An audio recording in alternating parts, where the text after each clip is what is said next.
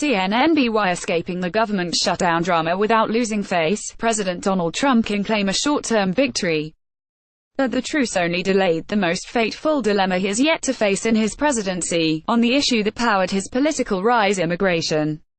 Sooner or later, Trump must take a hard position on whether to allow some 700,000 people brought illegally to the U.S. as children to stay, a move that could hurt him with some of his most fervent supporters. At the height of the shutdown drama, the president made no attempt to sell a bipartisan consensus to protect recipients of the expiring Deferred Action for Childhood Arrivals program to conservative Republicans, even, Democrats say, when he was offered a reciprocal promise of funding for his promised border wall. So much for the president, who 2 weeks ago promised to take the heat on passing a bipartisan immigration deal.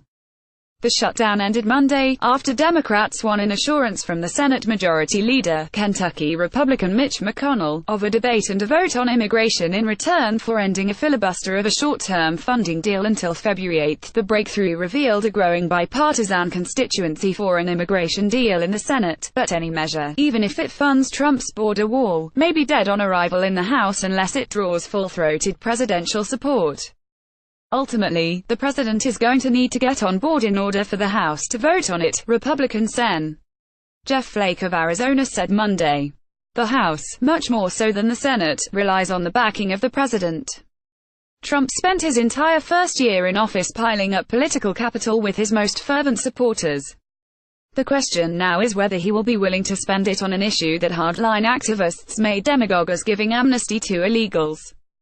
Many Republicans, including Sen.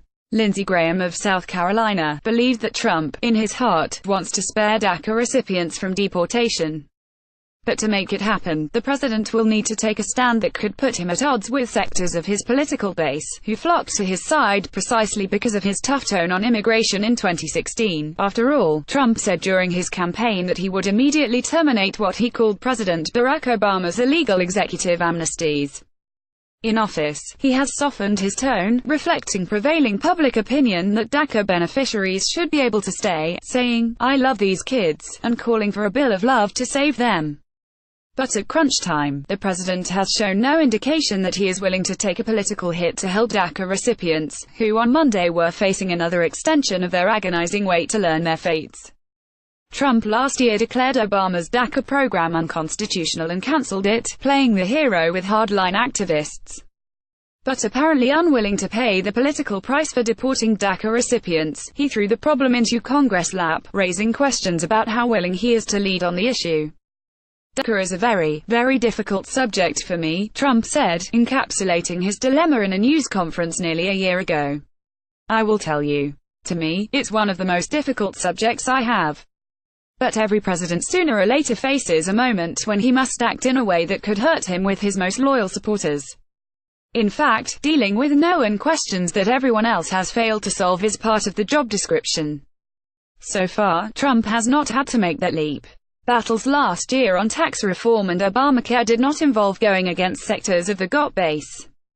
If there is one consistent thread running through his presidency, it is Trump's desire to avoid upsetting his base.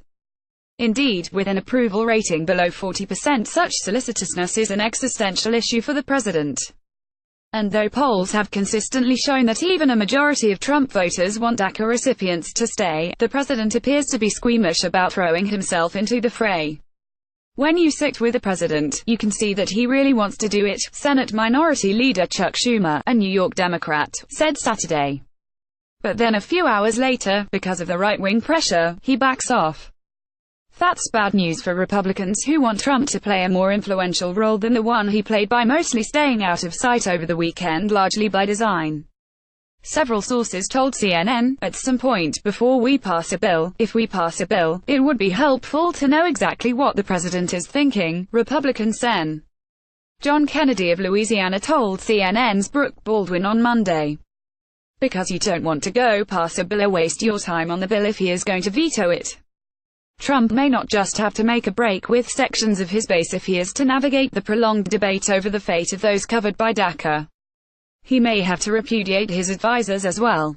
One of the revelations of the shutdown drama is the influence apparently wielded over Trump by members of his own team, including Chief of Staff John Kelly and 32-year-old political advisor Stephen Miller. Schumer and Graham complained that the president appeared under the sway of those two immigration hardliners.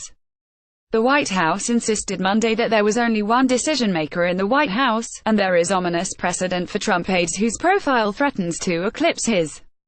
Look no further than Steve Bannon. But Alex Conant, a former strategist for GOP-Sen. Marco Rubio's presidential campaign, said Miller was tremendously influential in the White House, and warned that his presence was a bad sign for those hoping for a DACA fix.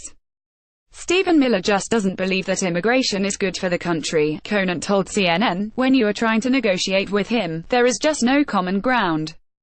I think that is why you see Senator Graham and a lot of other senators so frustrated that he is in the room for these negotiations, Conant said. Because quite frankly, as long as he is in the room, it is highly unlikely there is going to be any sort of agreement.